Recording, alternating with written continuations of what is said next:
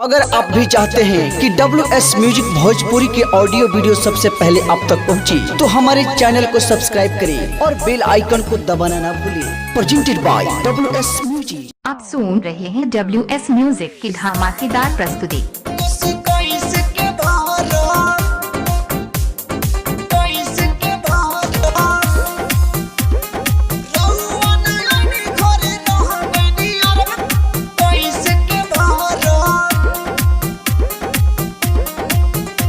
Presented by Purvaya Films Production Samastipur. पहला मेरी करतानी छठी मई के परब रहुआ नयनी घरे रह गइनी अरब कोसी कोइसे के भरब कोसी कोइसे के भरब कोसी कोइसे के भरब कोसी कोइसे के भरब पहला मेरी करतानी छठी मई के परब रहुआ नयनी घरे रह गइनी अरब कोसी कोइसे के भरब कोसी कोइसे के भरब कोसी कोइसे के भरब कोसी कोइसे के भरब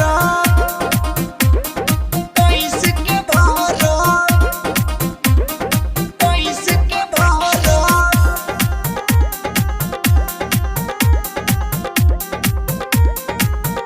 कोसी कोइसे के भरब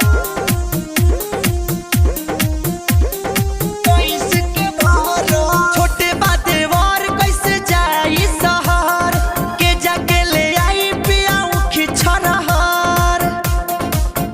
पियाऊ खिचरहर जी छोटे बाते वार कैसे जाई शहर के जाके ले आई पियाऊ खिचरहर जोड़े नारियल फलया रघप धरब 5 गो अरग छठी माई के धरब कोसी कोइसे के भरब कोसी कोइसे के भरब कोसी कोइसे के भरब कोसी कोइसे के भरब कोइसे के भरब कोइसे के भरब Presented by Purvaya Films Production Samastipur. कोसी कोइसे के भरब कोइसे के भरब राइटर संदीप अमन संगे परदीप सहनी राजेश गावे छठी माई के गीत गावे छठी माई के गीत राइटर संदीप अमन संगे परदीप सहनी राजेश गावे